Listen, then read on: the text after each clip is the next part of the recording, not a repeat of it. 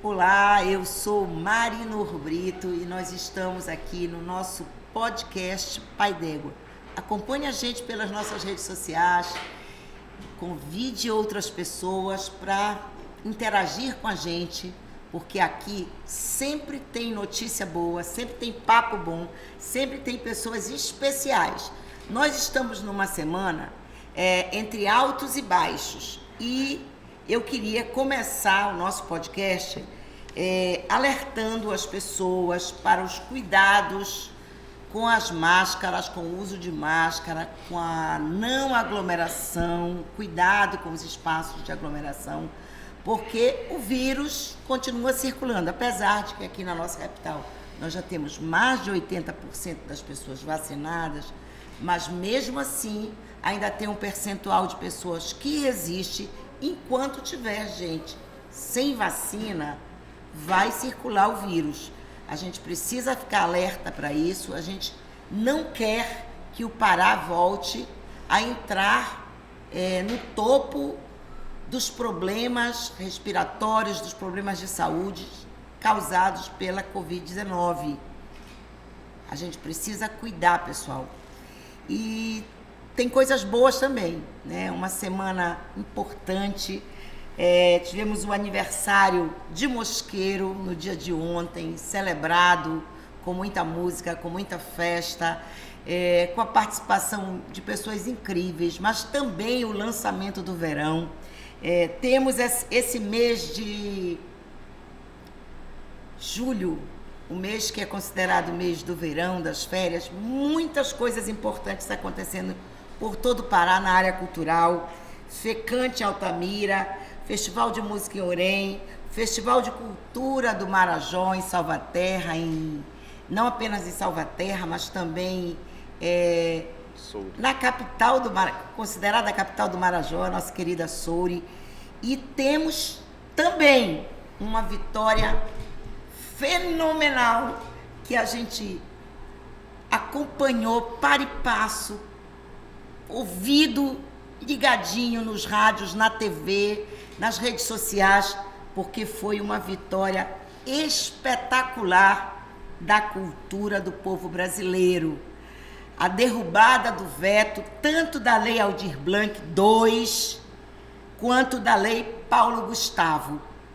3 bilhões e 3,68 bilhões de recursos que serão injetados para fortalecer, para democratizar, para criar instrumentos de resistência ainda maior dos fazedores de cultura, da nossa cultura popular. Então a gente começa batendo palmas para o Congresso Nacional, que deu essa derrota ao Bolsonaro, que odeia o povo, que odeia a cultura, que odeia mulheres, que odeia negro.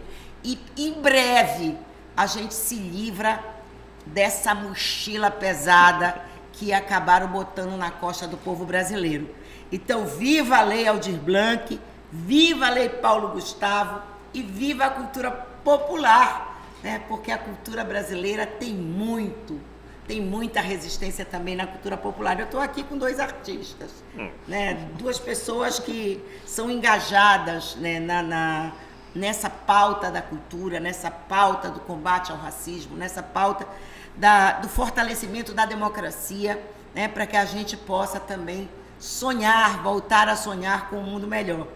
Estão aqui no nosso podcast para esse papo agradável, o meu querido amigo Lucas Negrão, que eu chamo de Luca de Nada, porque eu sou apaixonada por ele, tanto quanto eu sou pelo Luca de Nada, da novela O Pantanal. Tá a Juma, então. Né? Eu quase sou, então, eu posso ser a mãe da Juma, quem sabe, mas já morreu, né? Mas eu viro onça também, né? Se for preciso.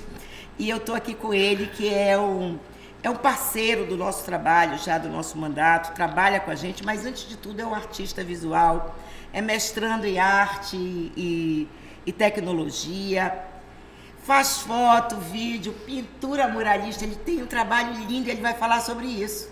Mas antes ele vai cumprimentar também o nosso camarada que está aqui do lado, que já participou em outros momentos de encontro comigo, mas que agora vem prestigiar o nosso podcast, que é o Gabriel Conrado.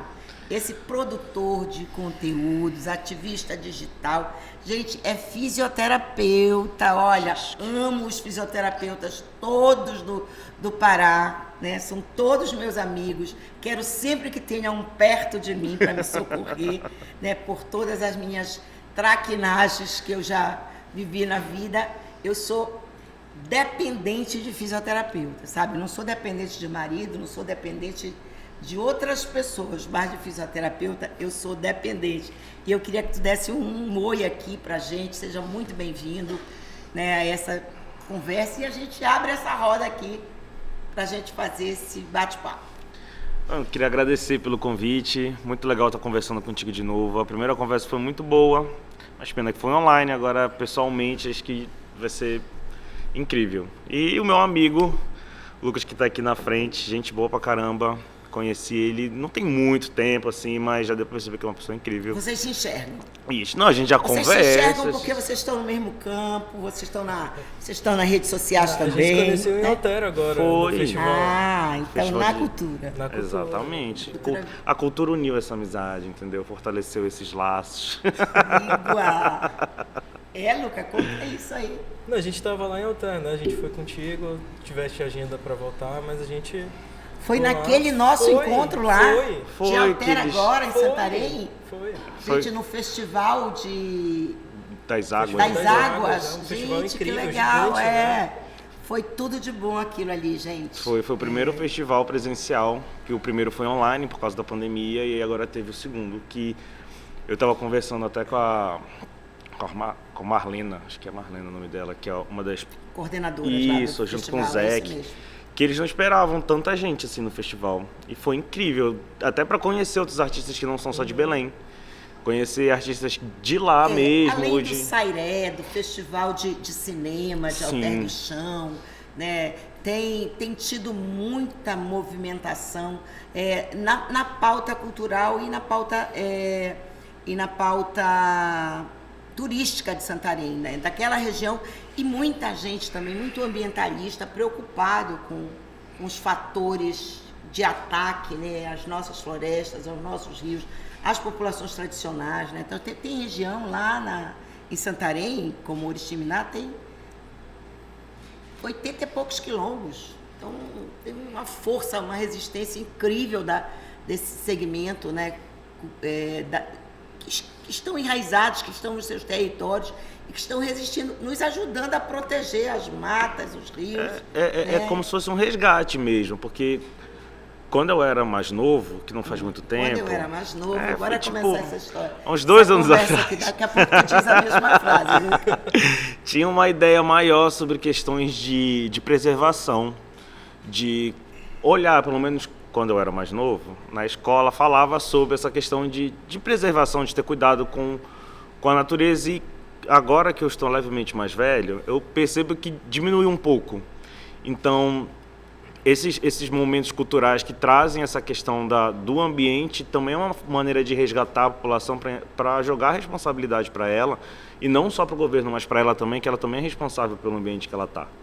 Que, na verdade, é aquela filosofia indígena ou até africana, que nada disso aqui é nosso em particular, que quem colocou essa questão de território foi uma branquitude dominadora, mas assim, o meio ambiente é nosso, é de todos nós, não nós que somos dele, não ele que é nosso, então a gente tem que preservar, porque é a nossa casa também, aquela coisa de bem... Por isso que está em voga o debate sobre os direitos da natureza agora. Sim. É a nova pauta internacional que a gente reafirmou na COP, quando a gente esteve em Glasgow, denunciando os problemas aqui da região, sobretudo na região Xingu, a tentativa da implantação de Belo San, da mineradora ali, que será se a gente não conseguir interferir nisso, né? Uma das maiores mineradoras a céu aberto daqui da América Latina, mas nós já conseguimos vitória, né? Nós conseguimos que o Ministério Público entrasse com uma ação e foi cancelada a licença de funcionamento de Belo San. Essas são vitórias que a gente vai contando assim com alegria, né? E esperamos que a resistência de Belo Horizonte seja mais forte, né? E que não aconteça o que aconteceu com Belo Monte. A gente consegue ter um respiro, né, nesse momento quer dizer, você não tem a licença, a obra não vai andar, então você tem esse respiro para a gente conseguir cada vez mais, né, unir forças, né? Se mobilizar para evitar que isso seja construído. E o processo de resistência na região é grande. E esse próprio Fecante de Altamira é um polo de cultura, mas é um polo de resistência política também, né? Que aí reúne toda a região, né? Extrapola, inclusive, a região extrapola o Pará. Os eventos que têm acontecido naquela região têm sido eventos internacionais. Eu mesma estive lá em Altamira num evento com Raoni, né? A Amazônia no centro do mundo, e o debate fluiu por essa linha de raciocínio, que é uma linha de que a gente precisa juntar os nós, né? Para que a gente consiga proteger a natureza, e protegendo a natureza a gente consegue proteger, né, os indígenas, os quilombolas, os ribeirinhos, os pescadores, né, a população periférica que está com ausência de política e que sofre as consequências tanto sociais quanto ambientais da... Eu acho que esse movimento de resgatar o nós é exatamente um contramovimento do que é feito, de separação. Que você vai... Essa ideia de descentralizar, se você for olhar... Uma análise que eu faço assim, for olhar para os movimentos sociais, você separa todo mundo. A partir do momento que tira, por exemplo, antigamente as escolas públicas eram num lugar só. Então você conseguia mobilizar muita gente para fazer revolução. Então aí você descentraliza isso, fica mais difícil de você juntar a população para fazer uma revolução. Por exemplo, o próprio que aconteceu nos Estados Unidos, a tornar o aborto ilegal, é uma forma que se fala na ciência política de acumulação primitiva do corpo feminino, para transformar a mulher já num objeto, tirar ela a capacidade de domínio do próprio corpo, de tomar decisões. Então dá para o Estado esse direito do corpo dela, ele que decide se ela vai ou não fazer aquilo. Nós sofremos muito com a decisão, e a gente espera que essa decisão ela não se espraie por outros países do mundo que nós mulheres já conseguimos alcançar, né, por determinação legal, que nós somos donas do nosso corpo, né? A questão que está sendo discutida, além dessa, é que isso pode, alguns conservadores estão discutindo se a lei de, por exemplo, permitir o casamento entre pessoas homoafetivas, qual é outra... Enfim, tem outras com relação... Sim, né? As questões voltadas para as leis públicas que são voltadas para a comunidade negra, para a comunidade LGBTQIA+, se elas também podem ser revogadas, entendeu? Direitos conquistados, né? Que nem são direitos conquistados, né? Não é direito conquistado. Não tem como eles não se moverem, né? É um direito permitido, no caso. Eles sentiram o baque com a queda do Trump, né? Sentiram o baque e começa uma reação que a gente tem que se prevenir. O processo do Brasil, por exemplo, né? Estagnou todo o debate, tudo que a gente podia e estava sonhando de mudanças na legislação para afirmar compromissos com a liberdade, com as liberdades, foram cerceados. E além do mais, houveram retrocessos, né? Houveram retrocessos no campo de todos os direitos dos trabalhadores, de modo geral, a reforma da Previdência, a reforma trabalhista, veio uma série... O congelamento de recursos para pesquisa, para extensão, para a educação de um modo geral, né? Então, vem uma onda conservadora, mas vira e mexe, a gente consegue, mesmo no governo Bolsonaro, ter uma resposta como nós conseguimos agora do veto. E tu podia comentar, né, Luca? Ele estava falando da questão de como se separam a gente, né? E eu acho que a cultura, ela une muito a gente, né? E aquele festival que a gente foi, o Festival dos Rios, tinha essa pegada política muito forte, né? Tinha um abaixo-assinado sendo disponibilizado para as pessoas assinarem, que era o Amazônia de Pé. Muitas falas foram nesse sentido, então eu fico imaginando todos esses festivais de cultura, né, todos aqui na Amazônia, se preocupando com a Amazônia e levantando essas questões. O Psica também trouxe no dia do meio ambiente, agora 5 de junho, um show também para chamar atenção para a Amazônia, em defesa da Amazônia, enfim. Estou muito feliz assim com essas Por falar em Psica, tu fostes convidado agora para fazer um novo projeto, né?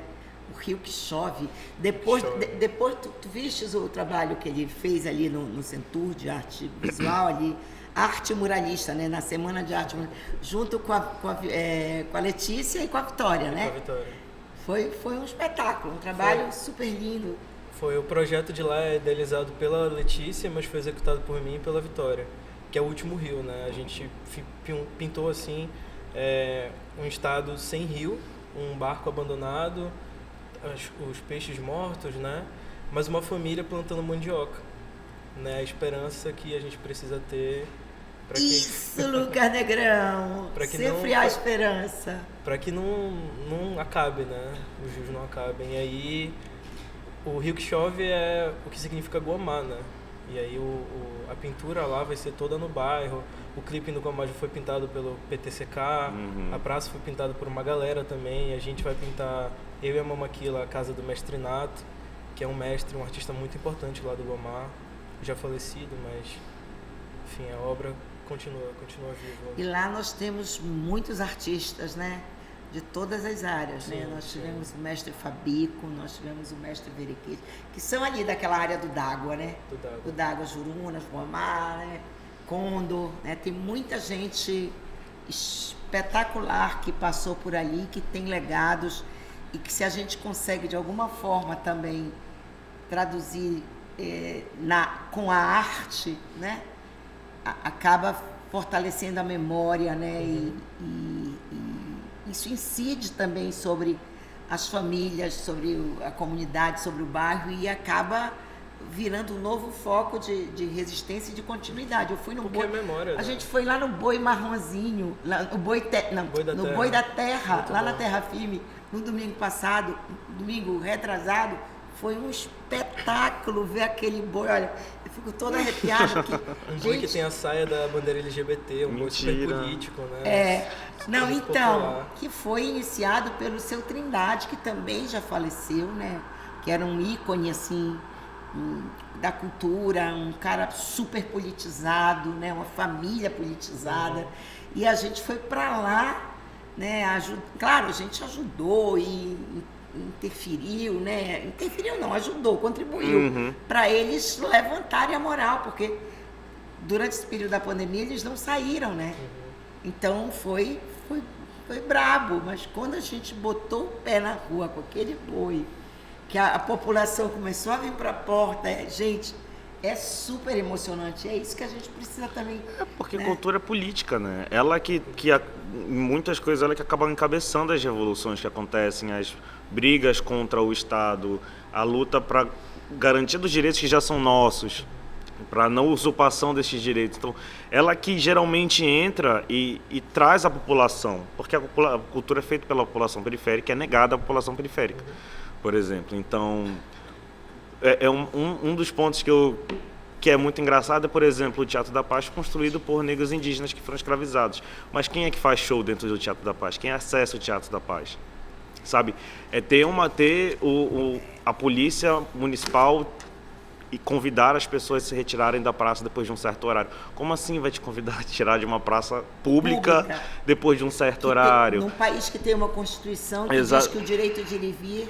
Que inclusive estava acontecendo em Barcarena, não sei se você ficou sabendo que Barcarena teve uma aplicação de uma lei que ia cobrar uma taxa para os ônibus de turismo entrarem nas praias. E aí teve uma confusão assim? em Barcarena. Foi uma lei que partiu do executivo, em que existiria uma lei, que eles foram votar se essa lei ia vigorar ou não, em que ia cobrar uma taxa para os ônibus de turismo, principalmente no verão, com a desculpa de que aumentar a segurança, ia incentivar o turismo. E aí teve uma vereadora que problematizou a farofada, falando que a farofada tirava o dinheiro ou então não incentivava as pessoas a gastarem nos restaurantes que existem na praia como se fosse obrigatório de você gastar. Não, mas teve... Eles vira e mexe, eles trazem de volta. Mas trouxe. Todo mundo que democratiza o acesso. Aqui em Belém aconteceu isso. Vocês eram muito novinhos quando o Edmilson quebrou o monopólio da Beiradão, que era o único ônibus que ia para Mosqueiro, e aí voltava. Ele tinha, à época, era mais ou menos assim, a tarifa era R$2 e eles cobravam 6. Era mais ou menos assim essa distância. Ou seja, ninguém ia para Mosqueiro. Só iam as pessoas que tinham carro, né? Os donos das casas, né? E quando o Edmilson quebrou o monopólio da Beiradão, né? Os ônibus de turismo começaram a ir, levar sua farofa sim. Levar sua bebida sim, seu refrigerante grande sim, seu isopor sim, porque é um direito, o espaço, a praia, as ruas, é de todo mundo. Só que a polêmica não termina aí. Porque veio um outro vereador e disse que se fosse aprovado, ele mesmo se prontificava também a atualizar essa lei e cobrar uma taxa para os banhistas usarem a praia. Comparou o Caripi com Fernando de Noronha, que é uma reserva ambiental. E a lei, ela é toda encabeçada, ela é inconstitucional. Ela entrou, eles votaram, ela foi aprovada e agora saiu uma liminar dizendo que ela revogando isso. Entrou com uma ação direta de inconstitucionalidade. Só que né? O que assusta, não me assusta isso estar em votação, já que a grande parte dos partidos que são embarcarianos são de direita. Mas de se, sabe, entrar em essa discussão, sabe, a maneira nisso, como se caminha as discussões a problematizar a farofada e a pessoa faz um vídeo pedindo desculpa aos que ela ofendeu. Porque ela colocou de maneira pejorativa, não é porque ela citou a farofada, é porque ela problematizou. Isso é uma coisa cultural do Brasil. Qualquer lugar que você vai, você tem o direito de levar sua comida. Então quer dizer que você não pode ir para a praia porque você vai ter que gastar com os camelôs ou então com os restaurantes que tem lá, fiquei me lembrando como se fosse obrigação. Em Copacabana, que todo mundo leva seu isopor, todo mundo leva a sua ceia. E aí tem um vídeo, cheia, né? E é o maior espetáculo da Terra. Existe um vídeo de 1990. Existe um vídeo de 1990 do Rio de Janeiro, onde entrevistam banhistas no Leblon e eles problematizam isso, falando que deveria ter uma taxa para poder frequentar o Leblon. Existe um vídeo das pessoas falando isso. Você fala assim, a mentalidade não mudou. Para fazer uma reserva, né? Pra tipo elite, assim, não. Para não proibir pra não essa quantidade. Para não haver mistura, né? Exatamente. Porque é para segregação pura. É o apartheid sem ter o nome de apartheid. Exatamente. Que já existe, na verdade, porque você vai em certos restaurantes, vai em certos shows, o valor das coisas, ele diminui o acesso das pessoas, entendeu? Então, assim, por exemplo, até a própria universidade, que deveria ser inclusiva, porque não se paga nada, mas para se manter dentro de uma universidade é muito caro. E aí você também, como eu estava até vendo um vídeo que a Viola Davis fala, que precisa de ter uma materialização do seu sonho. Então você entra numa universidade, agora você consegue ver mais pessoas negras, quilombolas, indígenas, enfim, por conta de uma lei de cotas que é necessário para que essa população consiga tem acesso, né? E na verdade não é nem uma lei de cotas que foi feita para ela, foi uma reversão da lei de cotas, porque se prestar atenção, a cota sempre existiu. Na história do Brasil, os italianos, os espanhóis foram incentivados a vir para cá para poder ocupar e branquear a população, e eles recebiam terra, só eles podiam entrar em escolas, ter acesso aos locais de lazer. Então sempre teve uma cota. Existe a cota para o branco, então o branco pode fazer isso, o preto não pode fazer isso. E aí quando se tem agora a cota para o preto, quer se questionar essa cota para o negro, cota para o indígena, cota. Na verdade tem projetos tentando reverter, né? E a gente vai resistindo, mas a gente não aceita nenhuma forma de opressão, a gente não aceita nenhuma forma de discriminação. E mais uma vez tu fostes vítima e tu vais contar isso pra gente aqui, porque a gente não vai botar para baixo do tapete. Né? A gente tem um caminho da delegacia, a gente tem um caminho da ouvidoria da Universidade Federal do Pará, que, aliás, tem uma gestão progressista, ter uma gestão democrática e que jamais vai compactuar com isso. A gente precisa encontrar o caminho para botar o pingo em cima dos is, porque pessoas negras continuam sendo discriminadas, pessoas negras continuam sendo achincalhadas, ofendidas, feito piadas e coisas do tipo. Sim. Porque aconteceu o seguinte, estava tendo uma aula de instituições políticas e aí uma aluna fez um questionamento, eu coloquei a minha opinião e no debate que ficou acalorado, o professor falou que o que eu estava fazendo era birra étnica, o que eu estava falando era uma falácia, ele usou... Birra étnica. O novo mimimi, agora academicista, é birra étnica. Fazer um meme. Tá. Fazer um meme. E aí, durante esse processo, de manhã aconteceu essa situação, de noite teve uma reunião com os professores, eu ia colocar essa questão, só que eu não consegui, porque a reunião demorou muito, eu precisava sair, que era aniversário do meu pai, enfim. E aí, quando foi na última sexta, se não me engano, foi sexta-feira, ou foi quinta, teve uma outra reunião com os professores e foi colocado de novo essa pauta, sendo que eu não ia colocar essa pauta em questão, porque já estava sendo encaminhado de alguma maneira. Não da maneira que eu queria, mas já estava sendo encaminhado, então ok. E aí foi colocado de novo essa pauta, mas no sentido de que eu não estava querendo resolver o problema, porque foi marcada uma reunião e eu não fui. Só que eu não fui por algumas questões. Primeiro, porque na primeira reunião eu avisei com antecedência que eu tinha um compromisso no outro dia e não consegui desmarcar. E a segunda foi porque não foi me dito o horário, disse que era só para ir de manhã, e amanhã começa às 7 horas da manhã, acaba meio-dia. Então eu ia ficar de 7 da manhã até meio-dia para esperar a pessoa chegar com quem eu deveria conversar, sendo em um lugar que eu não sabia onde é que era, enfim, não fui. E aí foi colocado como se eu não quisesse resolver, e aí eu expliquei a situação.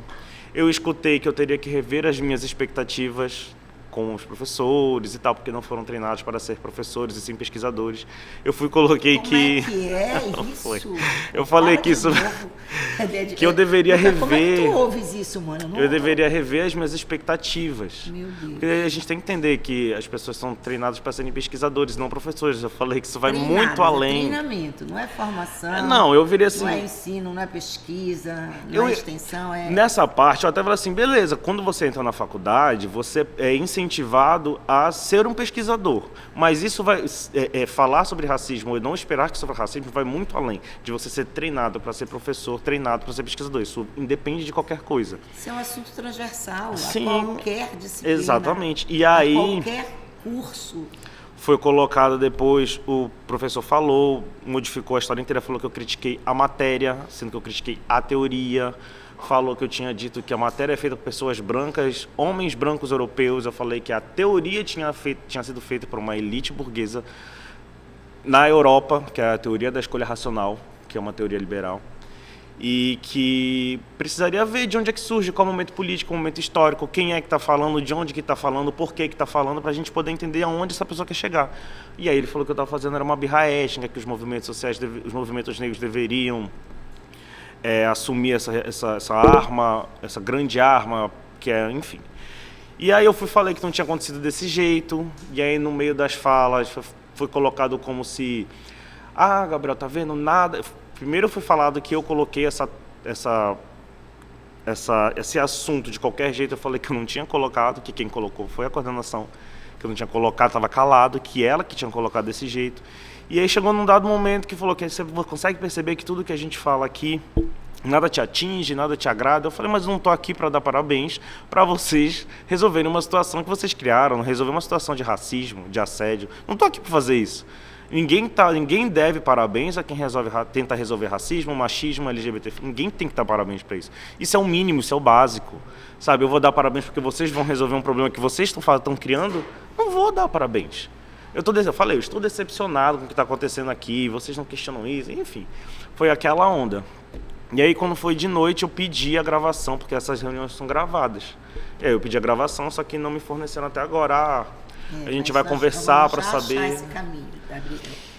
Vamos achar esse caminho direitinho e essa semana a gente vai entrar em campo. E até que eu estava conversando com com uma pessoa, não vou citar nomes para não comprometer ninguém. Eu estava conversando com uma pessoa e o absurdo de tudo isso é a gente não discutir o assunto em si, mas se preocupar com a imagem que o curso vai ter, que os professores, que a UFPA vai ter. Porque foi dito que eu estava andando na praça e eu fui abordado com esse assunto. A consequência de não tomar os caminhos corretos da denúncia, de não fazê-la, inclusive publicamente, é a possibilidade de reincidência que acabou acontecendo, Gabriel. Eu não estou falando, eu estou falando aqui como uma pessoa que já acompanha de alguma forma, né, muitos casos de violações de direito, muitos casos, não só com a população negra, mas com as mulheres, com as comunidades LGBTQIA+, né, os historicamente discriminados, né, e que sofrem as consequências dessa negligência do Estado em relação à tomada de decisões, né? E eu fui acostumada e fui criada numa relação política que a gente não deve recuar da denúncia. Quanto mais a gente se cala, quanto mais a gente minimiza, quanto mais a gente vai buscando caminhos transversos, a gente tem caminhos legalmente constituídos, pessoal, para enfrentar essas coisas. A gente tem que usá-los. Se vai dar o resultado que a gente quer ou não, isso é uma outra coisa. Né? Tanto mas a é gente que precisa formalizar essas denúncias. Eu fiz porque para mim eu gosto eu me sinto melhor quando eu escrevo. Então eu fiz uma postagem falando sobre isso. Essa postagem foi problematizada, foi questionado por que eu tinha feito, sendo que é um direito meu fazer isso. E aí eu fiz uma outra. Tu és um produtor de conteúdo, tu és um ativista digital, tu és um cara que está o tempo todo trazendo, provocando a crítica e a reflexão sobre os assuntos que intencionam a negritude e tantas outras pautas similares, né? O interessante foi ver a mobilidade, interessante no sentido de pesquisa mesmo, de analisar a situação, o quão forte as pessoas gastam sua energia para justificar, quando na verdade elas poderiam falar, realmente, eu cometi esse erro. Eu vou me redimir sobre isso. E não era a questão assim, não era nem levar pro campo do judiciário, de falar que isso é um crime. Mas primeiramente a gente está lá, a conversa, a gente está no... Eu quis entender assim, foi no meio acadêmico. A minha experiência é que as relações são muito corporativistas. Não, demais. Tá? Deu a perceber isso. A gente critica o corporativismo de policiais, mas assim, tudo não adianta. No nosso trabalho, eu fui professora da universidade, fui professora da rede municipal de ensino em Belém, fui professora da rede estadual, fui formadora de profissionais da rede, dei aula em penitenciária, dei aula no interior, em tudo quanto é canto que tu imagina. E há um corporativismo. Sim. Olha, quer ver um outro assunto que é recorrente e que a gente tem conseguido dar alguns saltos positivos? É o assédio moral. O assédio moral nas escolas é uma coisa ainda no serviço público de modo geral. Está aí a denúncia do presidente da Caixa Econômica Federal. Lá, pior, né? Porque é assédio moral e sexual, né? O governo Bolsonaro, e a linha bolsonarista de ser, pode tudo.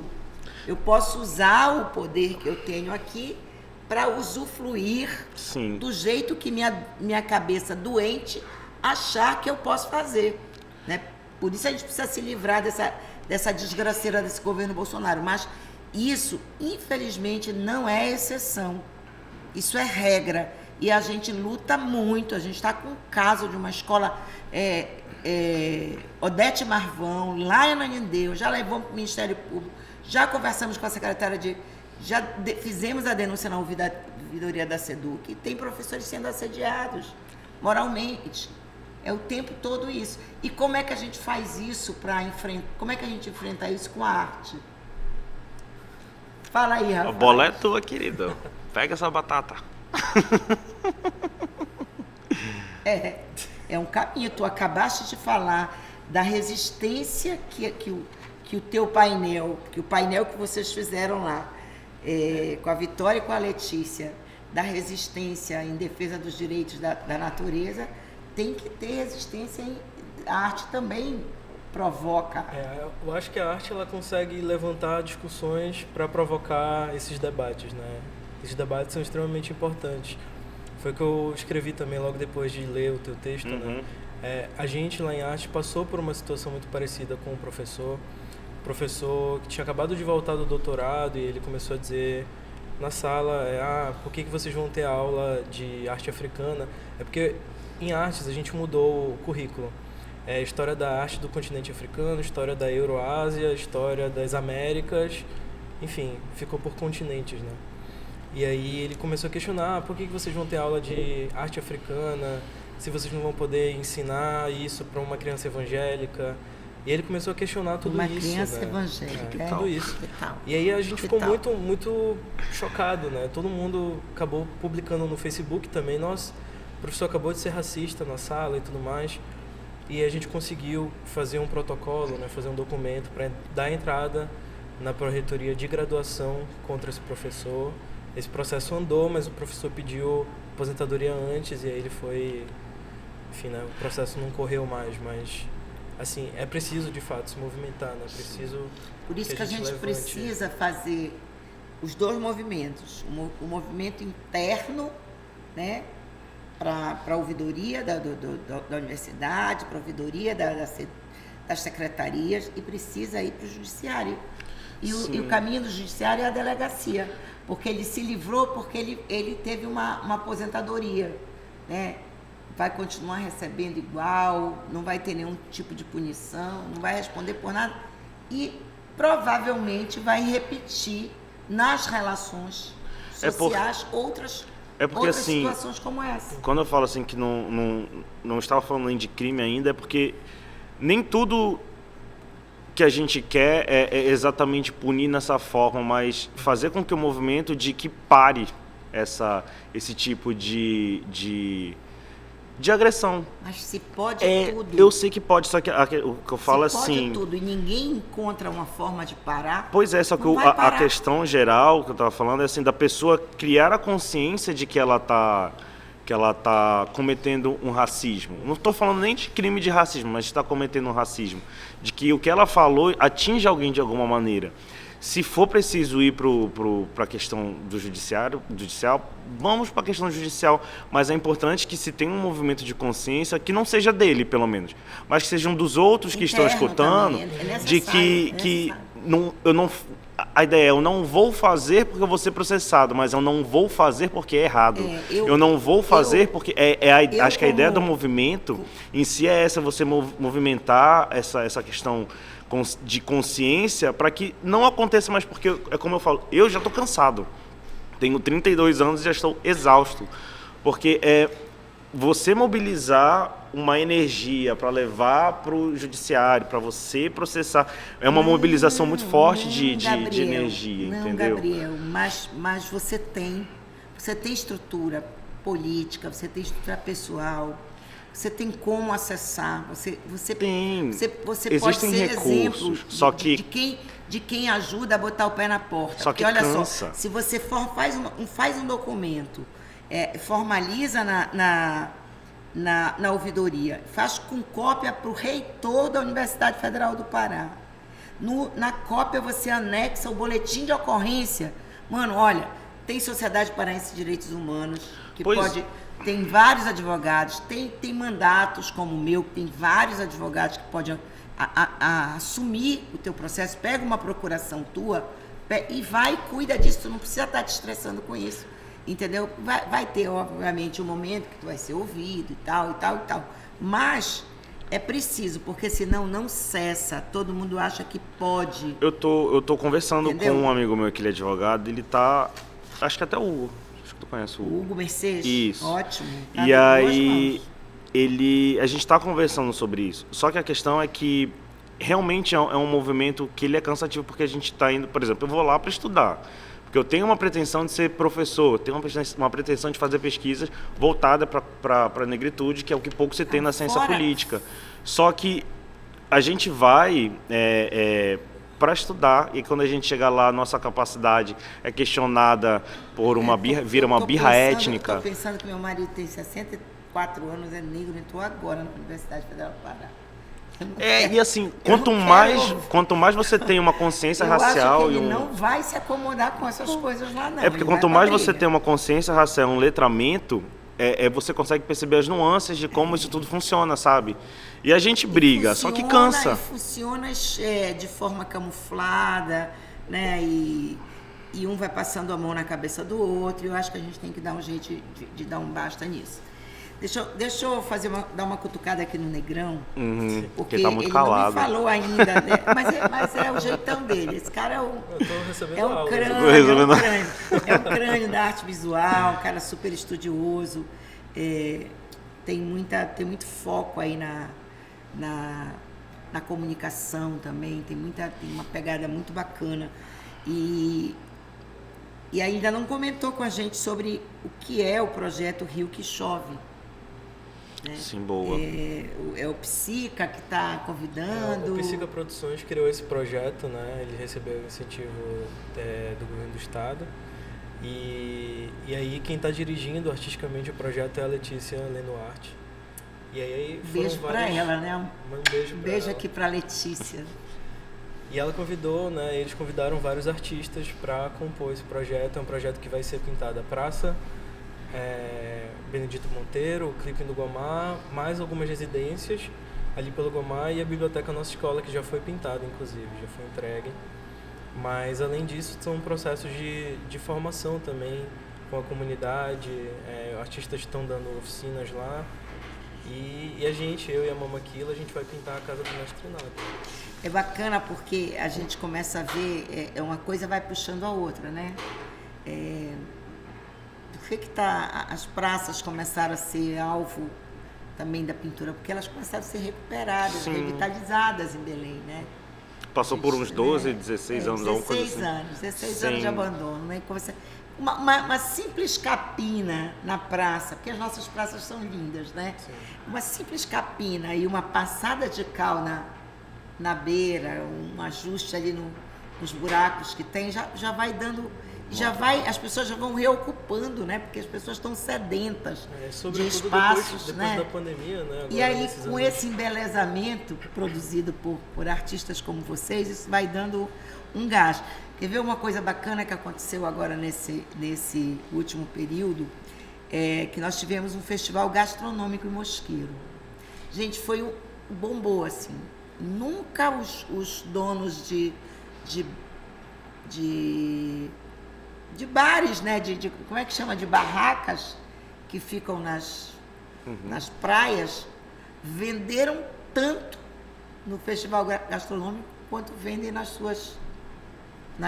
seu dia a dia de trabalho, e sofreram um impacto enorme na pandemia, né? Pela ausência de clientes, e foi uma verdadeira maravilha, né? Todos que eu falei, né, ficaram muito felizes. E agora a gente, nos dias 9, 10, 16 e 17 de julho, vai se repetir esse festival aqui na nossa Vila Sorriso, em Coraci. Você que está acompanhando o nosso podcast, nos dias 9, 10, 16 e 17, um grande festival gastronômico na Vila Sorriso, na nossa Icoaraci. Então, essas coisas vão, né? Daqui a pouco a gente tem essa energia, né? De comer, de ter muita fartura de alimentos, de ter muita variedade. E a gente come bem. A gente come muito bem. A gente come bem. E assim, para além de comer bem, a gente tem muita variedade de comida, de sabor, né? A gente ser essa cidade diversa, criativa da gastronomia, né? Pela Unesco, é incrível, assim, realmente. Eu amo cozinhar, mas a gente aquele também... bolo ontem de gerimum tava incrível. Incrível. Eu fiz um bolo de gerimum com coco. Eu não gosto. de verdade, dessas pessoas que falam de alimento, mas não trazem o alimento. Antes não falar. Qual a graça de você falar de comida? Pois é, então. Vai falar de comida e não vai trazer a comida? É verdade. Agora você tá devendo bolo pra ele. Vou ficar devendo nada. Não tem graça nenhuma. Eu Tu vai vou ficar trazer. devendo nada pra esse pequeno. Eu acho que deveria naturalizar isso. Se eu for falar de comida, eu tenho que trazer a comida. O que adianta falar de comida? Ai, tava uma delícia. Não sei. Então pronto, nós vamos fazer um podcast para fazer comida. Aí então os convidados conversam, batem um papo e depois comem. Pois é, eu acho digno, eu acho interessante, eu acho um formato e aí, diferenciado. Mas ficou muito bom mesmo. Bolo de jerimum, pessoal. Os que não são paraenses chamam de abóbora, né? Mas é jerimum. Jerimum com coco. Ficou, olha, muito bom mesmo. Eu adoro fazer comida. Mas por falar em comida, pessoal, a gente precisa começar mesmo a fazer uma movimentação maior, né? Porque a gente tem que reanimar o povo para a gente ajudar os que não comem. São mais de 33 milhões de brasileiros que não têm comida. Inclusive, e nós eu fui estamos ontem, assim, preocupados. Eu fui ontem comprar 6 pães e um potezinho de manteiga. Foi R$16 e alguns centavos. Então, eu falei, gente, então para quem tem renda zero, isso é impossível, né? Como é que tu E nós vamos assim? receber aqui em Belém, provavelmente no dia 29 de julho, o nosso futuro presidente da República, o nosso pré-candidato a presidente da República, Luiz Inácio Lula da Silva. E como nós estamos nessa campanha de reenergizar as esperanças, né, de contribuir para que as pessoas possam refletir sobre o momento político difícil que passa o povo brasileiro, os que não têm essa oportunidade de comer, os que não têm emprego, os que não têm renda, os que estão sendo violentados pelas suas escolhas religiosas, pela sua orientação sexual, pela falta de oportunidade de gerir a sua própria família, como é o caso da maioria das mulheres brasileiras que estão nessa faixa são a maioria nessa faixa de 33 milhões de pessoas, já 151 mil em segurança alimentar, milhões, aliás, 151 milhões de pessoas, né, em segurança alimentar. Nós precisamos nos organizar para fazer uma grande recepção em Belém, né? Sim. Uma grande recepção para animar o povo e para que a gente construa todas as possibilidades, derrube todos os obstáculos e possa devolver a esperança para o povo brasileiro. Derrotar Bolsonaro é uma questão de necessidade do povo brasileiro. Eu acho que vai, além de derrotar o Bolsonaro, é derrotar o Bolsonaro e o bolsonarismo. Porque a gente pode até tirar o Bolsonaro do poder, mas a ideologia bolsonarista ainda vai ficar por algum tempo. Porque eu entendo assim, é uma galera que ela ficou tão fechada durante alguns anos e não poder falar o que sempre quis falar, porque quem estava no poder ideologicamente não permitia isso, não que ele proibisse, mas não se sentiam à vontade para falar. E entra alguém que fala o que fala, faz o que faz e nada acontece, dá força para essa mesma galera fazer o que faz e falar o que fala e nada acontecer.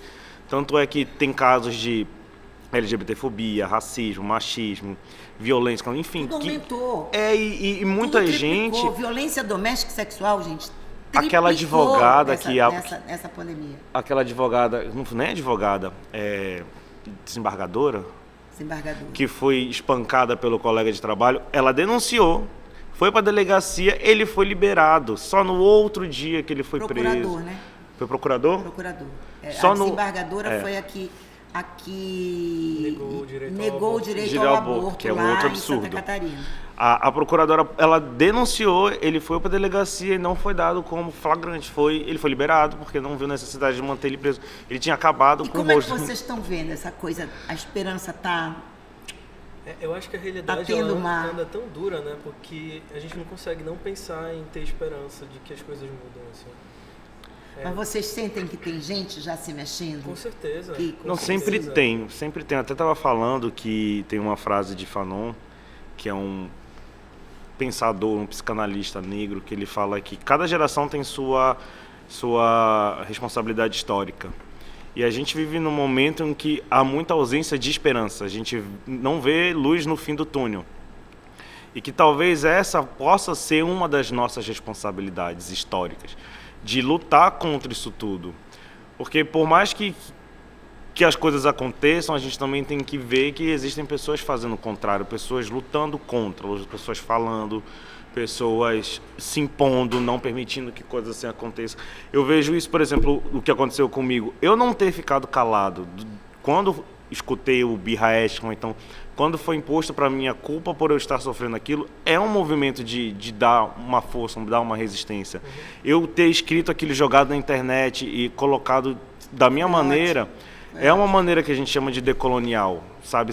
Tirar essa mentalidade colonial que a gente tem e começar, não é assim que funciona, calma, peraí, e mostrar que a gente pode fazer isso é uma maneira de mostrar para os outros também que eles podem fazer isso. Sim. Por mais que pareça ser difícil, mas a vida ela não é fácil, então a gente só tá deixando ela um pouquinho menos difícil agora. Esperançar, né? Mas olha só, eu acompanho muito esse pequeno aqui nas redes sociais, né? De vez em quando ele entra em umas polêmicas, né? Porque as nossas redes sociais, tu falaste em bolsonaristas, né? Eles estão a todo vapor, né? Porque não querem perder a oportunidade de serem apadrinhados, apaziguados, né? E estarem livres para cometer os crimes que cometem, ameaças e outras práticas, né? No cotidiano. Mas nós estamos atentos e nós estamos rebatendo. Nós vamos para cima, né, Luca? Claro. Não tem como ficar calado nesse momento, não tem como não estar ativo socialmente, virtualmente. A gente precisa estar apoiando, a gente precisa eleger uma bancada progressista, que não é só o Lula, né? Não adianta o Lula ir para lá e a bancada continuar sendo essa bancada bolsonarista que veta projetos. Enfim, acho que é esperançar para derrotar esse Bolsonaro mesmo. Eu vejo como um movimento de desespero, na verdade. É uma galera que está desesperada porque os privilégios de fazer o que eles sempre fizeram está sendo questionado. Então, quando você tem esse privilégio, que eu não posso dizer que eu já tive algum, porque, enfim, né? Eu sou o grupo que está em situação de vulnerabilidade social eterna, mas... Eterna não. Porque eu sou eterno até agora, né? Que os negros, a gente vive em situação de vulnerabilidade social. Falaste uma coisa para mim na conversa antes do podcast que eu achei muito interessante. O quê? Estavas fazendo fizeste um recorte sobre o processo histórico em relação aos comprometimentos que as gerações tiveram em determinados momentos históricos. E nós... Sim, e a gente está lutando contra isso, só que por mais que a gente lute, a gente ainda se encontra nessa situação de vulnerabilidade social. A gente está lutando para modificar isso, entendeu? Então, quando a gente começa, aquela frase, quando a base se mexe, estremece toda a estrutura.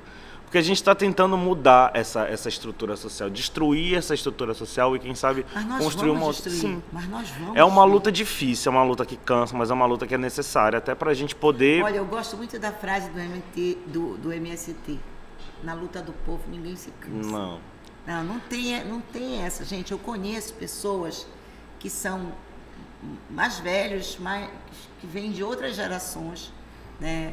E pegar o exemplo da Erundina em São Paulo, pegar o exemplo do Ivan Valente em São Paulo, que vem de gerações anteriores às minhas, e que até hoje estão servindo como instrumentos para ajudar na mudança, né? Se colocando, olha, não é fácil ser candidato, não é fácil ter um mandato atrás do outro, porque você fica privado de muitas coisas pessoais, né? De uma certa forma, de muitas liberdades, inclusive, né? E eles estão ali. Então, aqui no Pará, tem pessoas muito especiais que se movem, sabe? Que estão escrevendo, que estão procurando. A gente tem recebido muita gente no PSOL, né? O Ximenes, um dia desse, chegou com a gente, se filiou, a gente quer ajudar no programa de governo, estão querendo ajudar. Então, assim, não dá para a gente desesperançar.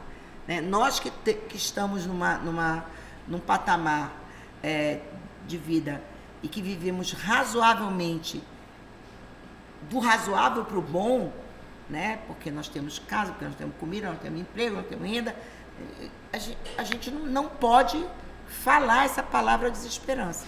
Mas o nosso papel é mover todas as peças necessárias para que os que estão embaixo, desprovidos desses direitos, pisados, achincalhados, né, fora do sistema, fora, a dizer que uma pessoa que está vivendo em situação de risco de rua não está fora do sistema, está fora total. Na verdade, ela está dentro do sistema, porque o sistema precisa que essa pessoa mas exista. oprimida. Porque o Estado ele precisa fora dos fazer direitos que o Estado tem a obrigação de... porque o Estado ele precisa dessas pessoas para mostrar assim, tá vendo? Vocês têm que confiar em mim para não chegar nessa situação. Tá vendo? Vocês têm que trabalhar para não ficar nessa situação. Então, eu digo que o Estado ele não é ausente. Ele sabe do que está acontecendo. Ele negligencia porque ele quer. Aquilo ali é necessário para que a morte de pessoas negras é necessário porque o Estado demoniza a negritude. Então, se eu demonizo, eu falo que vocês precisam de mim, porque senão eles vão matar a gente, eles vão nos roubar aquilo que vocês lutaram para conseguir. Então, eles estão no sistema, mas porque o Estado precisa deles. Eles trabalham como se as pessoas tivessem algum direito, e não tem. E não tem. Aquela velha história... O direito a uma esmola, o direito a uma cesta básica, o direito a uma consulta, o direito a alguma coisa, aquilo é troca, né, para manter essa roda, né, onde uns têm muito, uns poucos têm muito e os muitos têm pouco.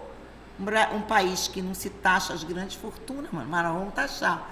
Nós vamos recuperar a reforma da Previdência, os direitos perdidos, vamos recuperar os direitos da reforma trabalhista, vamos taxar as grandes fortunas, porque tem que entrar dinheiro no cofre para garantir aos que não têm, mano, aos que estão na perifa, voltar até o Ministério da Cultura, sofrendo, volta ao Ministério, volta Ministério da Cultura, volta Programa Fome Zero, volta Luz no Campo, volta Minha Casa Minha Vida, porque tem muita gente sem teto, tem que voltar, e tem que voltar programas que são auxiliares, mas nós temos que meter o dedo na estruturação desse sistema.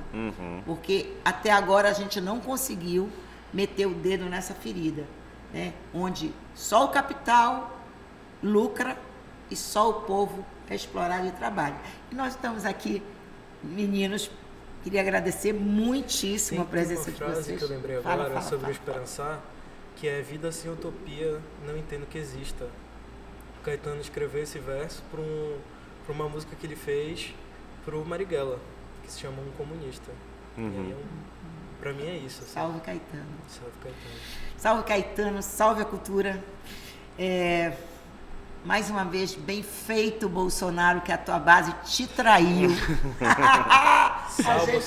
A gente manteve e vai entrar em vigor a lei Paulo Gustavo, Teve entrar uma em PEC vigor a que lei foi Aldir aprovada Blanc II. recente, acho que foi hoje, que proibia, que na verdade passou para uma outra esfera, que proíbe que diminua os gastos com educação, que acho que foi até da Fernanda, não sei se ela é do PSOL também. Melchiona.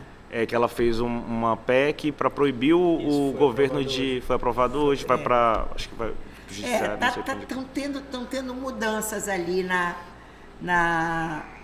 acho que também é um desespero para eles conseguirem ser reeleitos, então eles vão deixar muita coisa passar. De eleição, como diz o caboclo, em parlamento, boi voa, não voa.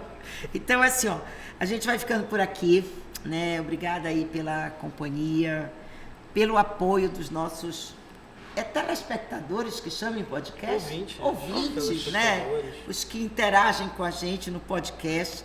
Vocês que estão não vendo, esqueçam de deixar o comentário, de falar como vocês se sentiram nesse papo, o que faltou, que sugestões vocês dão para os próximos podcasts, né? E a gente vai por aqui agradecendo demais você, meu amor. Obrigado, eu que agradeço pelo convite. Lindeza de pessoa que é. Sempre que quiser, pode chamar que a pela gente qualidade da tua produção, né? E o quanto você constrói de conteúdos importantes e utiliza os meios digitais para estar levando esperança também às pessoas. Porque a gente precisa... Eu acho que a internet é um campo novo, que é mal explorado. E que a gente tem que usar ele a nosso favor também. Uma galera estava acessando a internet, apesar de o Brasil ter a pior internet, a Amazônia ter a pior internet do país. Precisa mudar. E a gente chega em um público diferente com a internet. A gente vai para campos diferentes na internet. Então são campos que a gente tem que explorar. Preto.